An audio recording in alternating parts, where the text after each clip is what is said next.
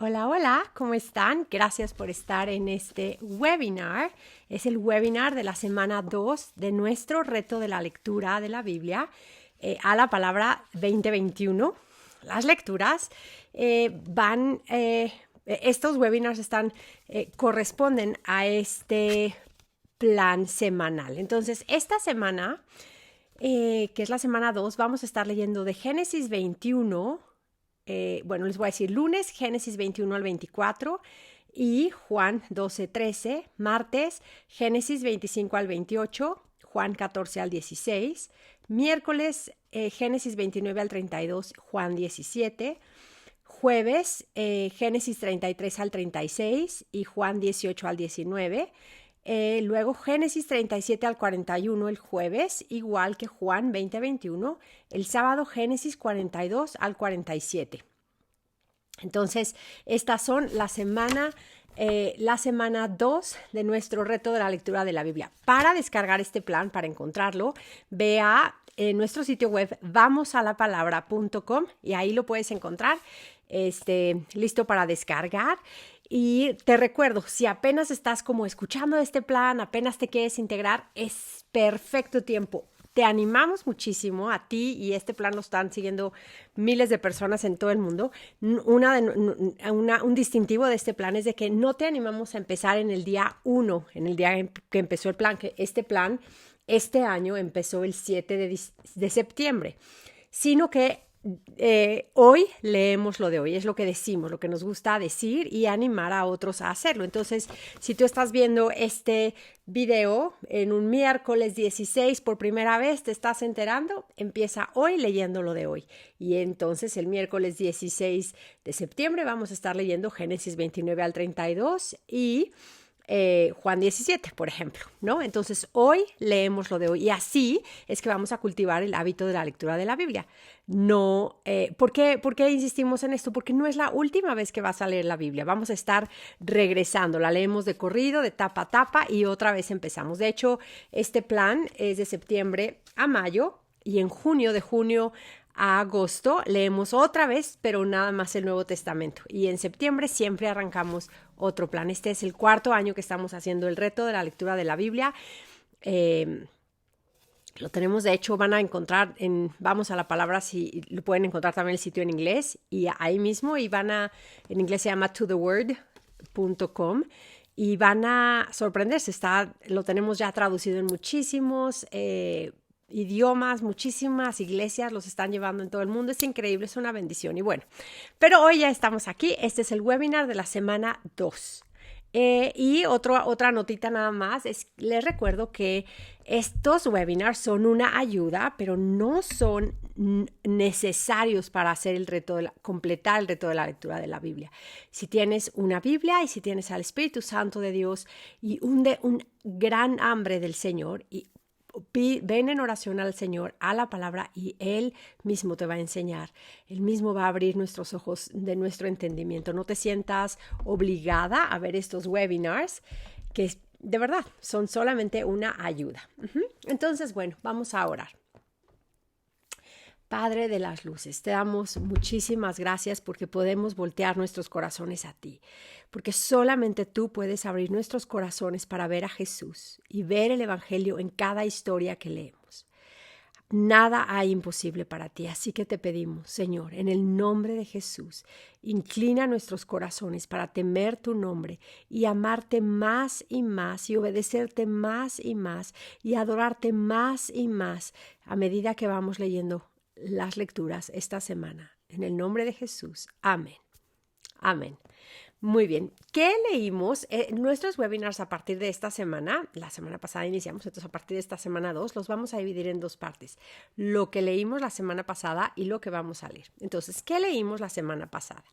La semana pasada leímos la primera pregunta que está en la Biblia, ¿no? Y es Dios quien la hace. En Génesis 1, versículo 9, es cuando Dios viene viene y encuentra a Adán, y que está tratando como de jugar a las escondidillas con Dios, ¿no? Con el Dios omnisciente que todo lo sabe. Y le pregunta Dios a Adán, ¿en dónde estás? ¿En dónde estás? En el versículo 9. Génesis 1 al 9. Le pregunta ahí Dios, ¿dónde estás? Ajá. Perdón, no versículo 1 al 9. No sé por qué dije 1 al 9. En el 3:9, perdón, 3:9. Y llamó Jehová Dios al hombre y le dijo, ¿dónde estás tú? Ajá, ¿dónde estás tú? Capítulo 3, versículo 9. Entonces viene Dios, Dios viene, acuérdense de eso, Dios es un principio que estamos viendo a través de toda la escritura, que vamos a empezar a ver claramente, ¿no? Dios es el que toma la iniciativa, Dios es el que viene, Dios es el que siempre viene a buscar a los pecadores, ¿no? Entonces Dios viene, se acerca a él, lo busca y lo encuentra, ¿no? Por más que está tratando de esconderse Adán del Señor, viene y lo encuentra. Y eso es lo mismo que hace Jesús. Jesús es Dios encarnado y él viene a buscar a los pecadores, ajá, y a salvarlos y los encuentra. Por los que viene, los encuentra y los salva. Y vamos a ver una nota nada más al margen, es que en Mateo, que es el primer libro del Nuevo Testamento, que ya lo vamos a leer después, vamos a ver que la primera pregunta que se hace en el Nuevo Testamento viene de los magos en los días de Herodes y le preguntan, ¿en dónde está el rey que ha nacido de los judíos? Pero llegan ahí porque Dios los había guiado ahí. Ajá. Entonces, vemos ahí, eso me parece importante porque hay dos maneras en que Dios se ha revelado a nosotros. Uno es la creación. En la creación sabemos que hay un Dios, sabemos que hay alguien más grande, ¿no? Pero en la creación, el libro de Dios de la creación no nos muestra cuál es nuestra condición de pecado ni cuál es el camino a Dios. Entonces, solamente Jesús es el camino a Dios. Pero bueno. Tenemos también otra serie de preguntas en Juan 1. Los judíos envían a sacerdotes y levitas desde Jerusalén a preguntarle a Juan el Bautista, ¿quién eres? ¿Quién eres? Y Juan, vemos en Juan 1, 19 al 28, esa historia ya la leímos, Juan 1, 19 al 28, respondió, le preguntaron, ¿eres tú el profeta? No, ¿eres tú? No. Va diciendo quién era, ¿no? Y dice, yo soy el que clama, la voz que clama en el desierto. Y está refiriendo a Isaías, a la profecía de Isaías.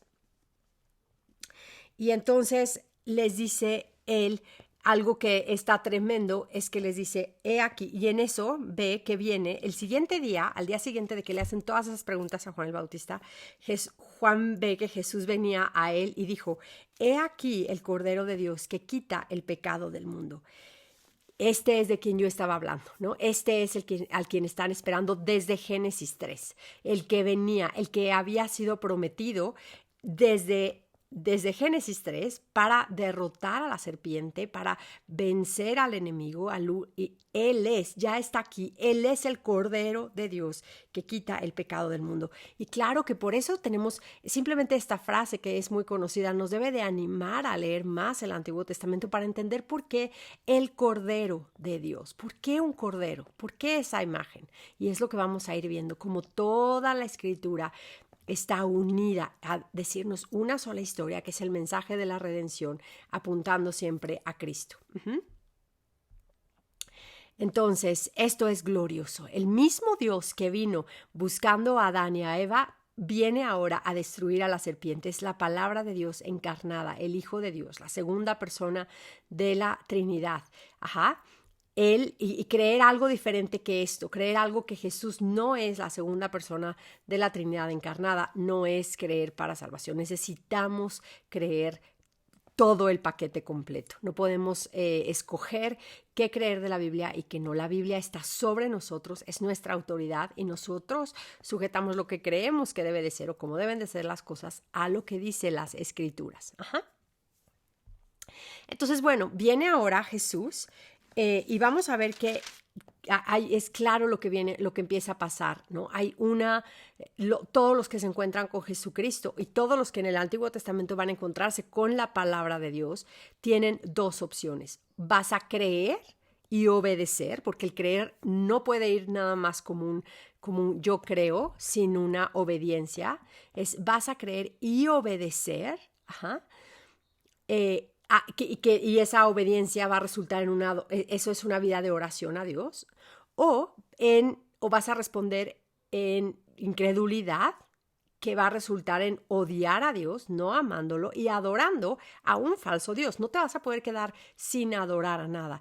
Estamos hechos, nuestra naturaleza es adoradores, ¿no? Estamos hechos para adorar, para buscar un ser mayor y adorarlo. Y nosotros podemos inventarnos dioses falsos, y eso es tremendo. Entonces, acuérdate algo que mencioné en el primer webinar. El papel de espectador no le ha sido dado a nadie. No podemos quedarnos neutros, porque esa neutralidad de verdad no existe, es una ilusión. Creemos que quedarnos neutros es una realidad, es una ilusión. Estamos solamente delante de Dios y tenemos que escoger, decidir qué voy a hacer, ¿no? Estoy delante de Dios, ¿qué voy a hacer?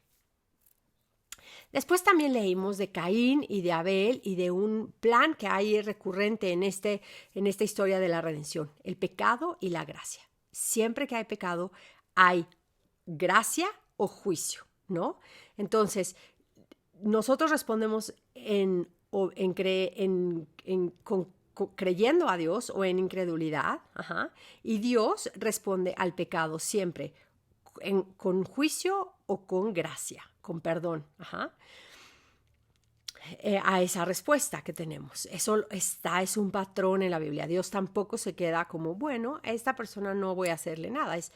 O somos recipientes de su gracia o somos recipientes de su ira. Y Jesús vino justamente, ese Cordero de Dios, que vamos a ver después en los otros libros que vienen en el Antiguo Testamento, viene a llevar esa ira, la ira de Dios sobre el pecado, la que debió de haber caído sobre nosotros, pecadores, sobre su cuerpo, en el madero, en la cruz, para que nosotros pudiéramos recibir la gracia. Recibimos la obra perfecta de Cristo en nosotros entonces es que podemos ahora nosotros tener un camino abierto al Padre, a la salvación y a adorarlo y a obedecerlo. Entonces, ese patrón es bien importante. Vamos a ver también que Dios, desde Génesis 3 hay un problema de pecado, hay un problema, el pecado entra y el pecado está en el corazón del hombre, no puede transformarse. Dios da miles de formas para poder tratar con ese pecado, para que el hombre pueda acercarse a él, pero el pecado radica en el corazón del hombre. Por eso es que ahora la necesidad de que venga el Mesías, porque en Cristo no nada más el pecado es lidiado temporalmente, como en el Antiguo Testamento, sino ahora en Cristo la posibilidad de nacer de nuevo, como nos lo dice Jesús en Juan, es una realidad. Y eso es glorioso, porque entonces de verdad, al poder nacer de nuevo, podemos tener la posibilidad de caminar fielmente con Dios y obedecerlo. Es un camino abierto al Padre. Dios desde el principio habitaba con Adán y Eva en el huerto, y eso es lo que Dios quiere, habitar. Es para eso que los saca de Egipto, para que Él siga con ellos. Por eso es que siguen ellos haciendo tabernáculos y altares, porque quieren la presencia de Dios, y Dios quiere habitar entre ellos, quiere que seamos su pueblo y que Él sea nuestro Dios. Y en Cristo eso es posible. Jesús nos habla del que habita en mí, ¿no? Y yo habito en Él. En el Evangelio de Juan lo vemos varias veces. El propósito se cumple eternamente, posible, y es posible en Cristo. El problema de pecado es lidiado de verdad de raíz en Cristo. Ajá. Podemos nacer de nuevo. Esa posibilidad no estaba. Ellos eran salvos igual por la fe, viendo a Cristo, viendo en fe, por fe, la obra de Cristo que iba a devenir, pero no podían ser nacidos de nuevo hasta que Cristo vino. Y eso es de verdad glorioso. Entonces, en estos patrones de, por ejemplo, Caín y Abel, y en muchos patrones que vemos en la Biblia, ¿no? tenemos que darnos cuenta que Dios es fiel, Dios es bueno y Dios es justo. Es un Dios que se revela en las Escrituras como un Dios que juzga al pecado severamente, pero al mismo tiempo un Dios que está en el negocio, en el trabajo, en la obra de restaurar, de perdonar y de dar vida a los que se arrepienten y creen en Él, ¿no? Y porque Él quiere guardar el pacto. En Cristo, en Él, siempre hay un camino para salir del pecado, de los patrones del pecado, de los hábitos pecaminosos, de la esclavitud del pecado, para los que se arrepienten y creen en el poder del Evangelio. Entonces, esto es bien interesante. Claro que también quiero mencionar, porque hay historias que leímos y que vamos a seguir leyendo, en la que los patriarcas, vamos a notar que no eran increíble, no eran personas necesariamente que queremos que nuestros hijos lean, ¿no? Me da risa eso, entre comillas lo digo, ¿no? Porque me da risa que luego nos acusan a los cristianos que creemos firmemente que no hay ninguna otra opción para los padres cristianos, sino darles a sus hijos una educación completamente cristiana, y no estoy hablando el principio es ese y el método puede ser diferente. Ahí puede haber un método de educación en casa o una escuela de verdad cristiana, no nada más nominal cristiana, escuelas en línea, cristianas, en fin, los métodos varían, pero el principio es que los padres están responsables de dar a sus hijos una educación cristiana totalmente.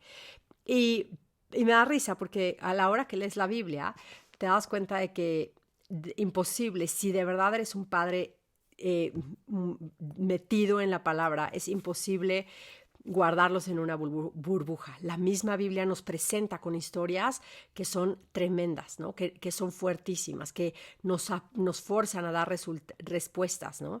Y aquí quiero decirte algo, o sea, decirte que te des cuenta, esta es una de las razones por las que podemos creer que la Biblia es de verdad inspirada por Dios, porque no trata de limpiar los personajes que nos presenta, no trata de mostrarnos un Abraham sin pecado o los patriarcas y esconder todo lo que hicieron mal. Nos los muestra tal y como son, y eso es tremendo, porque es con gente, Dios usa lo que tiene, y lo que tiene siempre va a ser gente pecaminosa, ¿no? Y tiene gente que peca, pero puede estar su corazón inclinado a Dios.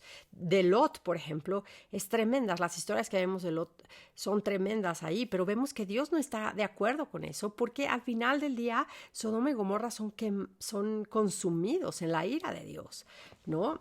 El que esté ahí no está, el que sea una historia dentro de la Biblia, no quiere decir que Dios, nada más porque está en la Biblia, quiere decir que Dios aprueba de eso.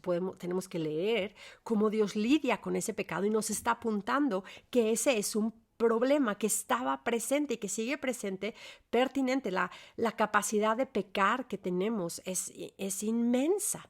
La capacidad que tenemos de vivir en pecado es enorme. Y la capacidad de hasta dónde podemos pecar, si no es por la gracia de Dios que nos detiene, ni nos imaginamos. Pero por la gracia de Dios hay salida a ese pecado. Podemos nacer de nuevo, tenemos esperanza. Pero tenemos que arrepentirnos, porque si no hay un juicio. Dios no va a hacer nada cuando ve el pecado. Dios no se va a quedar simplemente sin hacer nada. Es o juicio o misericordia. Eso es algo que tenemos que entender. Pero bueno, en Hebreos vamos a ver qué nos dice Hebreos 1:4 de Abel. ¿Qué nos dice? Recordemos, el Nuevo Testamento es el comentario inspirado del Antiguo Testamento. ¿Qué nos dice el Nuevo Testamento de Abel? En Hebreos 11:4 dice: por la fe, Abel ofreció a Dios más excelente sacrificio que Caín, por lo cual alcanzó testimonio de que era justo, dando Dios testimonio de sus ofrendas, y muerto aún habla por ella. Entonces aquí vemos que nos habla, que nos dice por qué, ¿no? Porque la ofrenda de Abel fue más aceptable a Dios que la de Caín. Y claramente vemos la motivación de Caín era terrible, ¿no? Que su corazón ya estaba inclinado a matar a su hermano, ¿no? Era lo que salió, ¿no? Pero bueno, vemos ahora el capítulo, en Génesis 5, vemos una genealogía que nos tocó leer. Vamos a leer muchas genealogías en el Antiguo Testamento. Bueno, en el Nuevo también tenemos varias, pero es importante que empezamos a aprender de una vez a amar esas genealogías. Ajá. Porque la genealogía, piensen en esto, Génesis 3, Dios da la promesa de que viene el Mesías. Cada genealogía nos va acercando muchísimo más, es como la expectativa va creciendo de Dios sigue manteniendo el récord. Muchos de los récords de los judíos en toda la historia se ha perdido, pero el récord del Mesías fue tan cuidadosamente preservado por el Señor que no se perdió. Entonces sabemos perfecto de dónde viene Cristo, el Mesías. Ajá. Entonces, aparte va aumentando esta expectativa de ya ahora sí viene el Mesías, ¿no? Después también vemos cómo la corrupción del hombre incrementó tremendo y Noé encontró favor delante de los ojos de Dios aún antes de que tuviera la oportunidad de obedecer o desobedecer a Dios. Ajá. A Noé se le fue dado, Dios le dio el mandato de construir el arca después de que halló favor delante de los ojos de Dios. Y esto es otro principio que vamos a ver, ¿no? Dios llama a los hombres sin que haya ningún mérito en ellos. Ajá. Él llama por el puro afecto de su voluntad. Leemos después en el Nuevo Testamento. Dios llama a la gente sin poner atención a sus esfuerzos, a sus virtudes o inclusive a sus pecados. Él escoge a quien Él quiere y punto. Esto es creer que Dios es soberano aún en la salvación de los hombres. Y no puede ser que Dios escoge sabiendo, bueno, voy a escoger a Noé porque seguramente Noé sí va a obedecer y si escojo a este entonces no, porque entonces ya no sería por gracia, sino ya no sería todo una misericordia y un acto de la gracia tremenda y del favor de Dios. Al final del día el que se llevaría la gloria no sería Dios, sino el hombre que es tan bueno que puede hacer esto, ¿verdad? Obedecer o lo que sea. Entonces, también Hebreos 11 nos habla de Noé. También Noé, este pasaje de Hebreos que todo el mundo conocemos como el Salón de la Fama, ¿no? Hebreos 11 también nos habla en el versículo 7 de por la fe Noé, cuando fue advertido por Dios acerca de cosas que aún no se veía, con temor preparó el arca en que su casa se salvase, y por esa fe condenó al mundo, y fue hecho heredero de la justicia que viene por la fe. Él fue salvo por la fe, porque creyó en la palabra de Dios. Ajá. No, la obediencia fue el resultado de esa fe que le fue dada, como resultado de que encontró favor delante del Señor. Eso lo hace increíble, hace más grande la gracia de Dios, más asombrosa, ¿no? No es en Noé, no corresponde a Noé. Noé no se lleva nada de gloria y eso es lo que lo hace más maravilloso. Y es lo mismo con nosotros. Nuestra salvación es más gloriosa y más maravillosa porque no tenemos nosotros parte en ella. Lo único que ponemos para ser salvos es nuestro pecado. Ajá. Aún el arrepentimiento es un regalo de Dios. Lo vamos a leer también eso en el Nuevo Testamento. Así que no se vayan. Sigan leyendo. Entonces, en esta historia del diluvio vemos cómo Dios viene a juzgar a la humanidad. ¿Para qué? Para que la gracia sobreabunde. ¿Y en qué manera lo vemos? En que la semilla, la oportunidad de que el linaje siga para que llegue ese Mesías, no se pierde. Ajá. La gracia y la misericordia siempre van a tener la última palabra y Dios va a cumplir su promesa. Dios es Dios y Dios no tiene planes B para ninguno de nosotros. Ajá. Dios es el Dios que es fiel en guardar su pacto y su promesa, ¿no? Pero vemos que el pecado, la maldad es destruida, millones mueren ahí. Pero el corazón sigue vivo el pecado sigue vivo en el corazón del hombre, ¿no? Simplemente lo vemos, sale Noé y inmediatamente hay una oportunidad de pecado. Pero por eso es que seguimos esperando al Mesías, ¿no?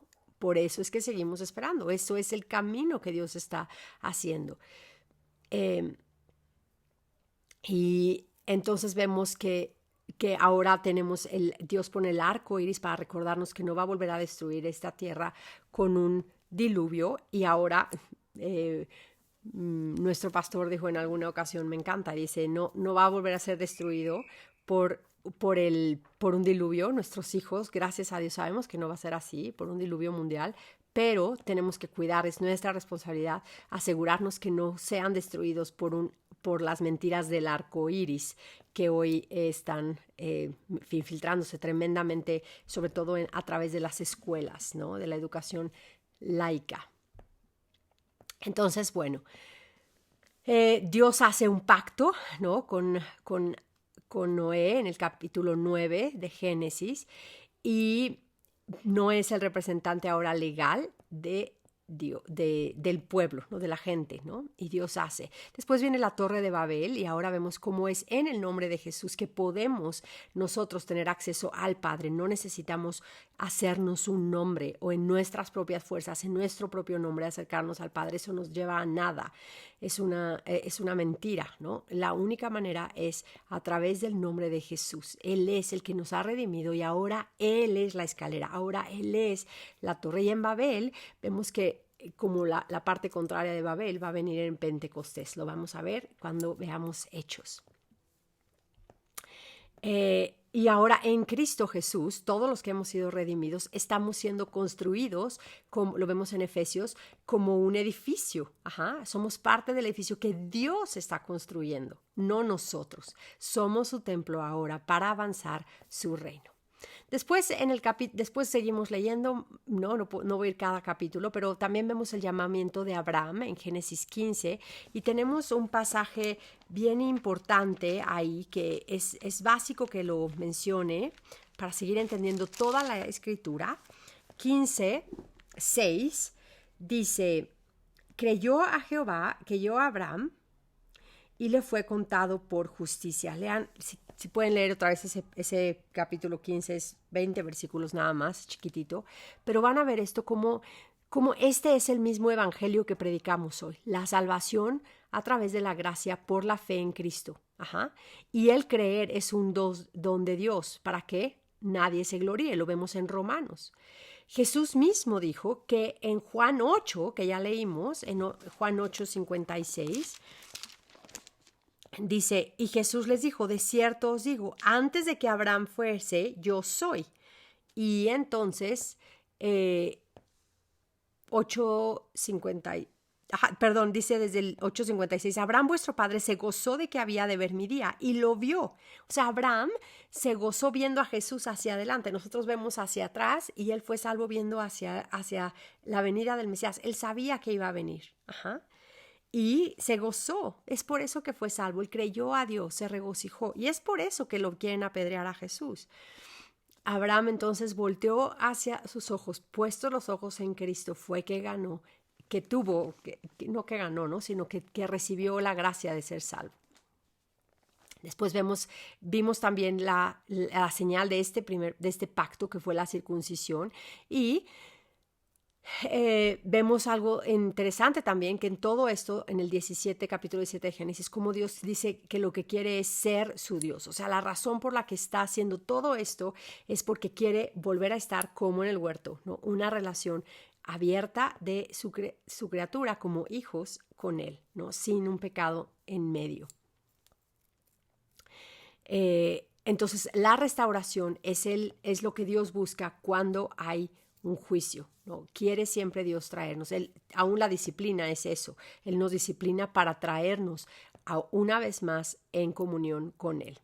Sodoma y Gomorra entonces son destruidos después. Pero el pecado en el corazón del hombre sigue ahí, ¿no? O sea, se destruye el pecado. Dios nos vuelve a mostrar cómo no hay tolerancia para el pecado, pero siempre hay una salida que es a través del arrepentimiento. Pero Dios, hay algo, ¿no? Por eso está prometido el Mesías. Por eso seguimos teniendo genealogías, porque seguimos esperando a que llegue el Mesías, que de verdad va a ser posible lidiar con el pecado del corazón. Nacer de nuevo. Es por eso que es tan importante. Y es por eso también cuando vamos entendiendo toda esta historia así, que vemos que la importancia de entender por qué solamente Jesús es el camino, no puede haber otros caminos. Ajá. Porque porque nuestra transgresión fue contra Dios Padre, el único Dios verdadero. Ajá. Y Dios es el que pone el camino y solamente podía haber uno. Uno es el que puede dar esa solución a ese pecado del corazón. Después en el Evangelio, bueno, ya mencionamos esto de la necesidad en el Evangelio de Juan de nacer de nuevo y lo va poniendo, nos va explicando de hecho por qué. ¿Por qué tenemos que nacer de nuevo y por qué? Y nos empieza a hablar de Moisés en el Génesis 3, ¿no? Dice que así como Moisés levantó la vara en el desierto y con la serpiente, así tendría que ser el Hijo del Hombre levantado. Él espera, Jesús cuenta estas historias porque espera que nosotros las conozcamos. Entonces tenemos que estar inmersas para entender por qué es solamente que volteando a Jesús podemos ser salvos. Ajá. Juan 3 es de verdad glorioso. Juan 3 es glorioso porque vemos muchas cosas más que Juan 3:16. Dice, por ejemplo, porque desde el 16 dice, del 14 dice, y como Moisés levantó la serpiente en el desierto, así es necesario que el Hijo del Hombre sea levantado para que todo aquel que en él cree no se pierda, mas tenga vida eterna. Porque de tal manera amó Dios al mundo que ha dado a su Hijo unigénito para que todo aquel que en él cree no se pierda, mas tenga vida eterna. Porque no envió, sigue, si se dan cuenta, ese porque es pegadísimo. No podemos memorizarnos 3:16 y olvidarnos de todo 3. Es tremendo. 17 dice, porque no envió Dios a su Hijo al mundo para condenar al mundo, sino para que el mundo sea salvo por él. El que cree en él no es condenado. Pero como por ejemplo, ya lo vimos, Noé, como Abraham, como Moisés, ¿no? No fueron condenados porque creyeron en él, en Cristo, viendo hacia adelante. Y no fueron condenados. Noé creyó, le fue contado por justicia. Abraham creyó, le fue contado por justicia. Noé creyó y no fue destruido en las aguas. No, pero el que no cree ya ha sido condenado, como los que no creyeron y fueron condenados en el diluvio, fueron condenados en esto. Los que no creen ya han sido condenados porque no han creído en el unigénito Hijo de Dios. Y esta es la condenación, que la luz vino al mundo y los hombres amaron más las tinieblas que la luz porque sus obras eran malas. Esto es tremendo, porque si se dan cuenta aquí, no es cuestión de que, o sea, Jesús no vino y condena, ellos ya se condenan por su mismo amor a esa vida de pecado, a ese pecado. Creemos que, por ejemplo, falsamente creemos que los que están en el infierno se están arrepintiendo y deseando no estar ahí, pero ellos van a estar en Apocalipsis, lo vamos a leer. Los que están en el infierno y aún ahí siguen blasfemando el nombre de Dios. No quieren, siguen resistiendo a Dios. Entonces, eso es algo interesantísimo. Después en Juan también vemos el pasaje de la mujer samaritana, ¿no? Un ejemplo increíble de preguntas, ¿no? Jesús viene, la encuentra, ella le hace algunas preguntas a Jesús y él no tiene miedo de contestar sus preguntas, él no tiene miedo de contestar nuestras preguntas, pero tenemos que no sorprendernos, no asustarnos de las respuestas que nos dé, a lo mejor no nos van a complacer. Pero entonces después Jesús le hace las preguntas difíciles, esas preguntas que hoy serían catalogadas como ofensivas, ¿no?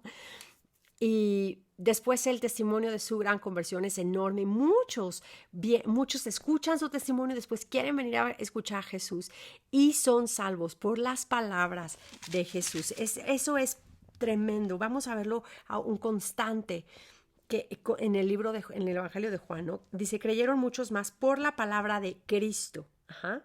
Y le dijeron a ella, ya no creemos solamente por tu dicho, porque nosotros mismos hemos oído y sabemos que verdaderamente este es el Salvador del mundo, el Cristo. Ajá.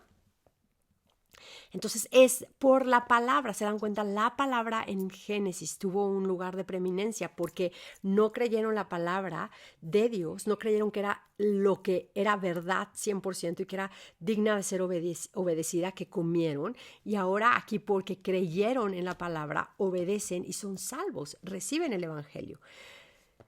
Entonces, ¿qué hacemos con la palabra? No, primero tenemos que exponernos a ella y después ya estamos leyendo la que vamos a hacer. ¿Vamos a creer o vamos a permanecer en nuestra incredulidad?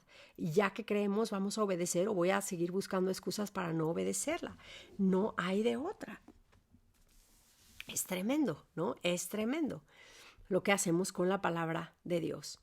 Y después vamos a ver que también en 4:50 van a ver como el oficial del cual Jesús sana a su hijo, también dice en el 4:50, dice que Jesús le dijo, ve y tu hijo ve, y el hombre creyó la palabra que Jesús le dijo y se fue. Ajá. Entonces, otra vez, creyó la palabra, creyó la palabra. ¿Qué hacemos, no? ¿Qué hacemos? Una conversión verdadera siempre va acompañada de verdad, de creer en las palabras de Jesús. No podemos decir que hemos sido nacidas de Dios, que somos creyentes, que somos cristianas, que amamos a Dios, si nunca venimos a la palabra de Dios, si no abrimos nuestra Biblia para leerla y meditarla y orarla y buscar o estudiar cómo aplicarla. No podemos decir que somos cristianos si nunca la leemos y cuando la leemos vamos leyéndola, indagando, cuestionando, cada palabra que vamos leyendo, cada línea, buscando la salida, ¿no? Pero seguramente no quiere decir esto, seguramente no quiere salir esto. No podemos adorar a Dios ni obedecer su palabra si no estamos en la palabra y si no respondemos creyendo la palabra. Ajá. Noé, vuelvo a la historia de Noé. Noé creyó a Dios y resultó en obediencia. Abraham creyó a Dios y salió de la tierra y fue y obedeció a Dios. Ajá. Los discípulos de Jesús creyeron en la palabra cuando les dijo, ven, te voy a hacer pescador. Y fueron y obedecieron. Resultó en una obediencia. Siempre es así. Ajá. Y siempre es seguir en la palabra. ¿No? Ninguno de ellos escuchó la palabra y se desaparece ya a la escena y nunca más vuelven a escuchar del Señor. Vemos que la autoridad del Hijo en Juan 5, en Juan 6, en Juan 7, en Juan 8, muchísimos pasajes acerca de cómo la autoridad de Jesús está establecida, se estableció por las palabras que Él habló. Los milagros que hizo no eran lo que estableció su autoridad, acompañaron esa autoridad, pero su palabra, lo que Él hablaba era lo que lo puso aparte. Ajá. Sus palabras son vida, ajá, espíritu y vida. Y de hecho, leímos aquí que es por eso que lo querían matar, ¿no? En el versículo 8:59 de Juan, dice, cuando les dijo, de cierto, antes que Abraham fuese yo soy, ahí sabían perfecto que estaba diciendo que él era yo soy, el Dios mismo. Y entonces tomaron piedras para arrojárselas. Jesús se escondió y salió, pero lo querían apedrear por sus palabras, no por los milagros que hacía. Los milagros, claro que era, al final del día era lo que apagaban, ¿no? Si estos milagros que está haciendo hay que apagarlos, hay que tratar de, pero lo que los enfurecía, lo que los enrabiaba era la autoridad con la que hablaba. Entonces, bueno, vemos muchísimos pasajes que mencionan esto. También como en el capítulo 9 vimos la historia de esa vez que Jesús sanó al hombre ciego, ¿no? Cómo Jesús viene, es una historia increíble, ¿no? Súper chistosa también, ¿no? Que vienen, le preguntan a él, a la mamá, y le dicen, ya es adulto, pregúntenle a él. Y él les dice, ya les dije 20 veces que quieren que les diga cómo me sanó, ¿no? En el capítulo 9 de Juan. Y luego Jesús viene, lo encuentra y le dice... Jesús le hace una pregunta, ¿no? Y le dice, Señor, yo creo, en el 9:38, y él le dijo, creo, Señor, y le adoró. Creyó la palabra. Voy a leer desde el 35, 9:35. Oyó Jesús que le habían expulsado, y hallándole, Jesús fue y lo encontró, otra vez, dense cuenta de esto, me encanta, y le dijo, ¿crees tú en el Hijo de Dios? Respondió él y dijo, ¿quién es, Señor, para que crea en él? Le dijo Jesús, pues le has visto. Y él es el que habla contigo, él es. Y le dijo, creo, Señor, y le adoró. Imagínense eso, ¿no? Eso está increíble, es una respuesta. Otra vez, ¿cuál es nuestra respuesta a la palabra de Dios? Adán y Eva fallaron en adorar a Dios a través de su obediencia a la palabra. Noé obedeció a Dios y adoró a Dios. Ajá. Y nosotros también, aquí este hombre vemos, o sea, él claramente es nacido de nuevo, claramente tiene ojos para ver, ve a Cristo como el Hijo de Dios, como el Salvador, creyó en la palabra que Jesús le dijo, yo soy, y de rodillas se adoró. El mismo Jesús le dice aquí, yo soy el que habla contigo. Y esa misma respuesta en el capítulo anterior, vemos qué es lo que hizo que los fariseos buscaran piedras para arrojárselas, ¿no?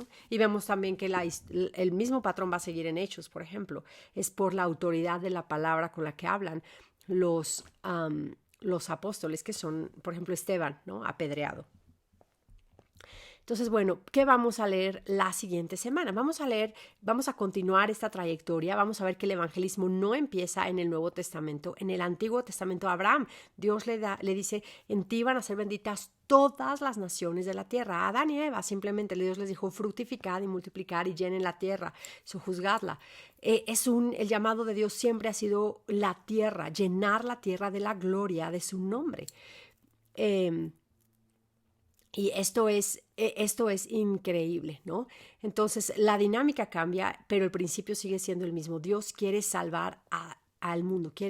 Los que van a ser salvos van a ser muchísimos, no poquititos, ¿no? Van a ser más de los que nos imaginamos.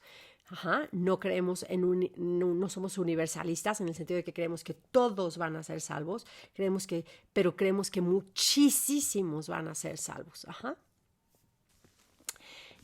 Vamos a ver en Génesis, esta semana vamos a estar leyendo Génesis 21, donde vamos a ver la historia de Isaac, tremenda, súper poderosa historia, y regresamos otra vez forzosamente a Hebreos 11, donde leemos del 8 al 12, que dice, por la fe, Abraham, siendo llamado, obedeció para salir al lugar que había de recibir como herencia, y salió sin saber a dónde iba. Por la fe, habitó como extranjero en la tierra prometida, como en tierra ajena, morando en tiendas con Isaac y Jacob, coherederos de la misma promesa. Quiero hacer aquí una pausa. Noten que dice que por la fe vivió como extranjero en la tierra prometida. Así vivimos nosotros, no nada más extranjeros de pasada, sino como extranjeros en esta tierra prometida. Dios nos ha prometido y prometió que va a salvar a muchos en esta tierra. Ajá. Entonces vamos avanzando con esperanza. El evangelismo es esperanza de que muchos van a ser salvos. No vamos tratando de ganar votos para que voten más gente vote por Jesús para rey. No, el evangelismo es una proclamación de que Cristo ya venció y Él es rey, y vivimos en esta tierra, estamos como extranjeros, pero Dios va a establecer aquí el reino también. Ajá. Entonces, bueno, vemos aquí que sigue leyendo, dice, porque esperaba la ciudad que tiene fundamentos, cuyo arquitecto y constructor es Dios. Por la fe, también la misma Sara, siendo estéril, recibió fuerza para concebir y dio a luz aún fuera de tiempo de la edad, porque creyó que era fiel quien lo había prometido. Por lo cual también de uno y de ese casi muerto salieron como las estrellas del cielo en multitud y como la nera innumerable que está en la orilla del mar. Qué increíble, ¿no? Glorioso la historia, gloriosa la historia. Y después ahí mismo en el capítulo 11, del 17 al 20, sigue hablando de Abraham. Hebreos 11, 17 al 20 dice, por la fe Abraham, cuando fue probado, ofreció a Isaac, y el que había recibido las promesas ofrecía a su unigénito, habiéndosele dicho, en Isaac te será llamada descendencia, pensando que Dios es poderoso para levantar aún de entre los muertos, de donde en sentido figurado también le volvió a recibir. Por la fe bendijo Isaac a Jacob y a Esaú respecto a cosas venideras. Por la fe, Jacob, al morir, bendijo a cada uno de los hijos de José y adoró apoyado sobre el extremo de su bordón. Por la fe, José, al morir, mencionó la salida de los hijos de Israel y dio mandamiento acerca de sus huesos. El Nuevo Testamento es el comentario inspirado del Antiguo.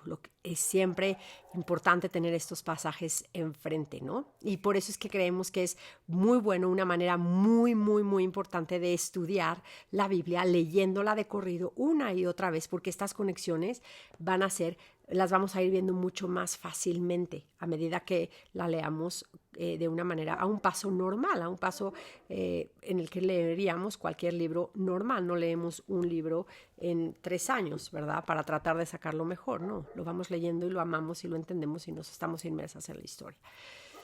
Vamos a leer de Isaac y de Rebeca, del nacimiento de Esaú y de Jacob, y cómo Jacobo y Esaú llegan a la escena en Génesis y añaden tensión a la historia. Pero Dios otra vez viene intercediendo y vemos como Él, siendo el autor de esta gran historia, no el hombre, es quien escoge otra vez quién es quién en la historia, ¿no? Él es soberano y Él decide quién es el que va a tener qué papel, ¿no? Entonces, a la medida que vayamos leyendo, sigo insistiendo, oremos que Dios nos deje ver el Evangelio, a Cristo, en la gloria de Cristo en el Evangelio, en cada una de estas historias. Deja que la palabra de Dios haga su obra en ti. Dios quiere que nos veamos en el espejo de su palabra. Y no leemos aquí como unas historias moralistas, ¿no? No es como veo esto y veo cómo no debo de hacer tal, ¿no? De la historia de Noé, lo que no debemos, no tenemos que sacar como ve una lección moral y como la máxima cosa que podamos sacar de esa historia. No, ya lo vimos que no, ellos no son perfectos, ¿no? La historia que debemos de sacar es cómo nos apunta a Cristo, ¿no? Si acaso vamos a sacar una historia es, soy como Labán, seré yo como Esaú, soy como Rebeca, tratando de hacer las cosas a mi manera, aún si implica mentir a mi esposo. Si voy a leer la historia correctamente, es mejor leerla así que decir, soy lo mejor, ¿no? ¿No? De verdad, tengamos presente, 1 Corintios 10:6, es importante tenerlo presente para no leer las historias de una manera moralistas, ¿no? Sino más a fondo. 1 Corintios 10:6 dice, mas estas cosas, lo que sucedió en el Antiguo Testamento, sucedieron como ejemplo para nosotros, para que no codiciáramos cosas malas como ellos codiciáramos, ni seamos idólatras como alguno de ellos, según está escrito, ni forniquemos, ni tentemos al Señor, ¿no? Ni murmuremos. Estas cosas acontecieron como ejemplo y están escritas para amonestarnos a nosotros, a quienes hemos alcanzado el fin de siglos. Así que el que piense estar firme, mire que no caiga. Y sigue hablando ahí, 1 Corintios 10 es importante, y Romanos 15:4, que dice, porque las cosas que se escribieron antes para nuestra enseñanza se escribieron a fin de que por la paciencia y la consolación de las Escrituras tengamos esperanza. Tengamos esperanza y nos sigue apuntando a Cristo. Y eso es lo que queremos ver, ¿no? Somos como los fariseos y los saduceos en el Evangelio de Juan, honrando a Dios de lejos, ¿no? Pero de cierta manera queriendo apagar su palabra y buscando cómo apedrear su palabra y cómo casi de nuestro corazón arrancar páginas que no quisiéramos que estén ahí, ¿no? Después las luces se enfocan, ¿no? Después en Génesis cambian hacia Moisés y de Moisés y la narración empieza a mostrarse hacia Jacob. Y en un punto Jacob pelea con Dios, Dios lo bendice. Y esto es algo interesantísimo. Esta historia en Génesis 32 pasa en medio de una gran historia que es un conflicto familiar y Jacobo y Esaú son reconciliados. Eso es una historia muy increíble. Jacobo después se cambia su nombre, Dios le cambia el nombre a Israel, Isaac muere y sus hijos lo entierran. Entonces vamos a ver todo esto, vamos a ver también cómo la misericordia siempre nos va a encontrar en nuestras necesidades más profundas. Cuando creemos, y vamos a ver que Dios siempre va a cumplir sus promesas. En el capítulo 37 vamos a empezar a ver la historia de José, el hijo de Jacob y de Raquel. Y bueno, vamos a hablar más de esta historia la semana que entra. Increíble, increíble historia. Para terminar, quiero hablar un poquito de nuestras oraciones y el estar en la palabra, habitar en la palabra de Dios. En Juan 14, lo van a ver. Lo vamos a ver, es un pasaje muy importante. Hay muchos pasajes. Juan es, yo creo que de mis evangelios favoritos. Juan 14, van a ver ahí cómo en los versículos 13 al 14, Juan 14, 13 al 14, dice, ay, perdón, estoy en Lucas, aquí no lo veía. Juan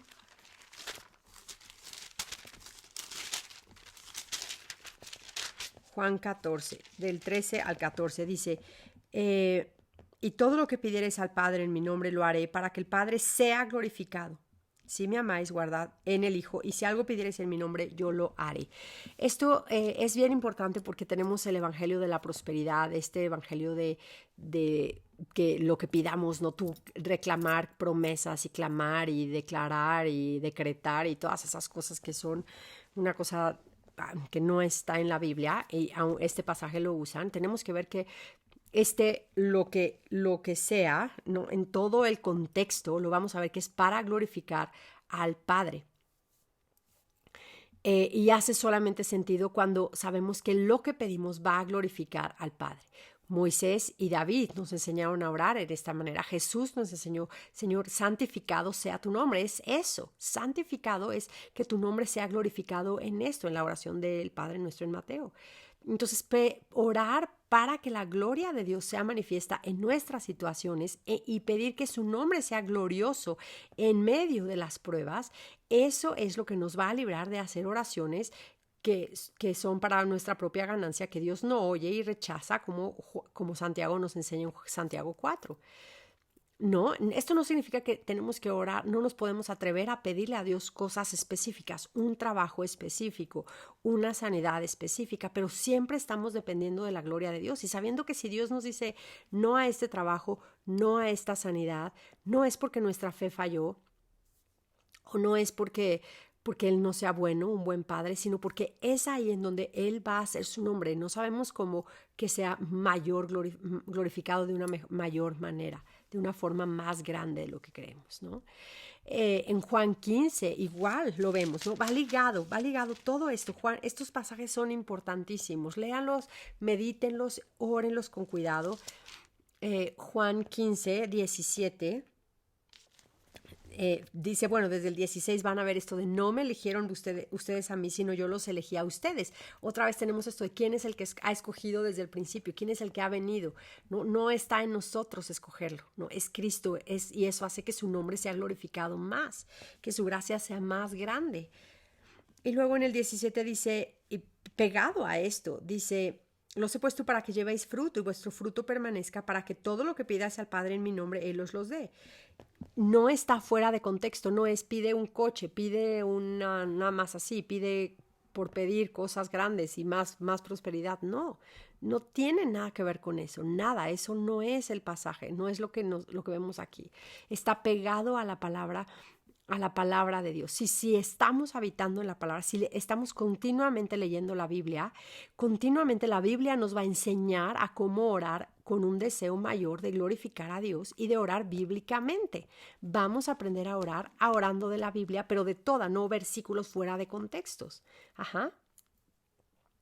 Por ejemplo, en el versículo 16-24, otra vez, ¿no? Ahí lo van a ver otra vez, dice: hasta ahora nada habéis pedido en mi nombre, pedid y recibiréis para que vuestro gozo sea cumplido. En todo el contexto de Juan vamos a entender claramente que nuestro gozo va a ser cumplido cuando el nombre de Dios sea más glorificado. Esto es lo que más deseamos. Nuestro mayor gozo es que aún en nuestro sufrimiento, aún en nuestra pena, aún en nuestro dolor, aún en nuestras aflicciones, ahí el nombre de Cristo sea glorificado. Y eso es lo que lo hace más glorioso. Ajá. Entonces, eso es algo bien importante que lo tengamos un verdadero cristiano va a querer que el nombre de Dios sea glorificado aún en medio de las circunstancias más difíciles. Así que sigamos viniendo a la palabra, aprendiendo de toda la palabra, a cómo orar bíblicamente. Y no podemos hacerlo si no tenemos la Biblia abierta, si no la leemos, si no la oramos y aún memorizamos pasajes, ¿no? Es la palabra de Dios la que habita en nosotros, la que va a hacer que abundemos en gratitud y en dar gloria al Señor. Y bueno, pues muchas gracias por escuchar. Vamos a terminar con una oración, que es, claro, una respuesta muy adecuada a las lecturas de esta semana. Padre misericordioso, Dios todopoderoso y nuestro Redentor, escúchanos, te lo pedimos. En el nombre de Jesús venimos. Te agradecemos porque nos has escogido para ser tuyos. Gracias porque no nos escogiste por nada bueno en nosotros, ni nada presente, ninguna circunstancia de nuestra vida hoy, ni por nuestros pecados, ni por algo bueno que hay en nosotros, porque no hay nada bueno en nosotros. Gracias que simplemente nos tomaste, Señor, ahí en nuestro pecado y nos diste la posibilidad de nacer de nuevo en Cristo. Gracias que en Cristo lidiaste con el pecado de nuestro corazón, Señor. Gracias que lo vemos en las Escrituras. Gracias que tú nos llamas, Señor, porque si quedara en nosotros el llamarte, no lo haríamos. Somos incapaces por el pecado que nos tiene esclavos, Señor, por la consecuencia del pecado que nos tiene en muerte sin Cristo, Señor. Gracias porque podemos venir a ti y llamarte a ti simplemente porque tú nos das ese deseo de hacerlo y porque Jesús vino y abrió el camino para poder venir a ti, Padre.